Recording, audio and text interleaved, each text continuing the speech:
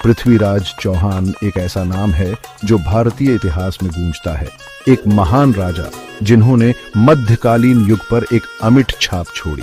उनकी बहादुरी और अपने राज्य के प्रति समर्पण ने उन्हें पूजनीय बना दिया, लेकिन उनका पतन एक आकर्षक रहस्य बना हुआ है।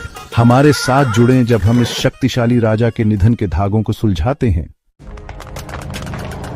पृथ्वीराज चौहान का राज्य आंतरिक कलह से ग्रस्त था, जिसमें विभिन्न गुट सत्ता और प्रभाव के लिए संघर्ष कर रहे थे। उनके अपने रिश्तेदार और रईस अक्सर उनके खिलाफ हो जाते थे, जिससे उनकी स्थिति और कमजोर हो जाती थी। निरंतर सत्ता संघर्ष ने राज्य के संसाधनों को खत्म कर दिया और अविश्वास पैदा किया। राज्य की कमजोर सीमाओं और एक मजबूत सेना की कमी ने इसे बाहरी खतरों के प्रति संवेदनशील बना दिया। कमजोरी को भांपते हुए पड़ोसी राज्यों ने पृथ्वीराज के क्षेत्र में अतिक्रमण करना शुरू कर दिया। लड़ाइयों के तनाव और एक बड़ी सेना को बनाए रखने से राज्य की अर्थव्यवस्था पर भारी असर पड़ा। पृथ्वीराज को कन्नौज के शक्तिशाली राजा जयचंद सहित मजबूत प्रतिद्वंद्वियों का सामना करना पड़ा।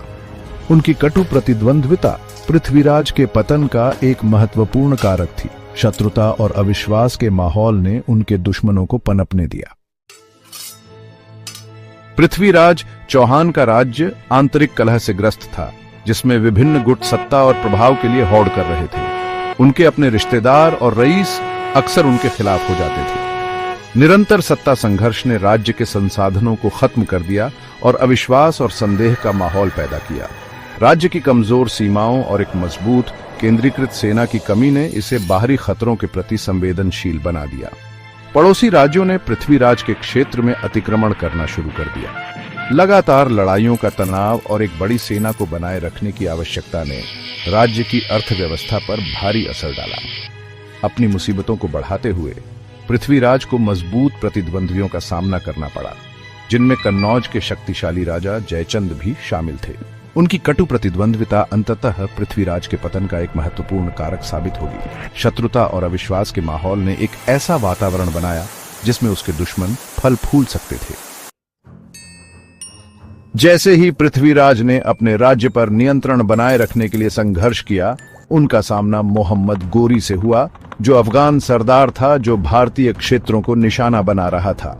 गोरी के अभियान पृथ्वीराज के पतन में निर्णायक थे और उनकी लड़ाइयां पौराणिक बन गईं। गोरी की सेनाएं बेहतर प्रशिक्षित और सुसज्जित थीं। उसकी रणनीति चालाक और क्रूर थी। पहली लड़ाई 1151 में तराइन के पास हुई थी और हालांकि पृथ्वीराज विजयी हुए, वह जानता था कि गोरी बदला लेने के लिए वापस आएगा। गोरी का बदला तेज और निर्दयी था। उसने दूसरा हमला किया, पृथ्वीराज की सेना को कुचल दिया और राजा को पकड़ लिया। कभी शक्तिशाली राजा को कैदी बना लिया गया और उसकी आंखें फोड़ दी गईं। हार की शर्म पृथ्वीराज को जीवन भर सताती रही। उसका राज्य लूटा गया, उसके लोगों का कत्लेआम किया गया और उसकी राजधानी को जमींदोज कर दिया गया। यह क्षेत्र उस तबाही से कभी उबर नहीं पाया और राज्य बिखर गया। पृथ्वीराज चौहान की हार भारतीय इतिहास में एक महत्वपूर्ण मोड़ है। उथल पुथल भरे समय का अग्रदूत। उनकी कहानी हमें शक्ति की क्षणभंगुरता और एकता के महत्व की याद दिलाती है।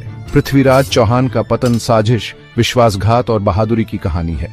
उनकी कहानी स्थायी मानवीय भावना का प्रमाण है।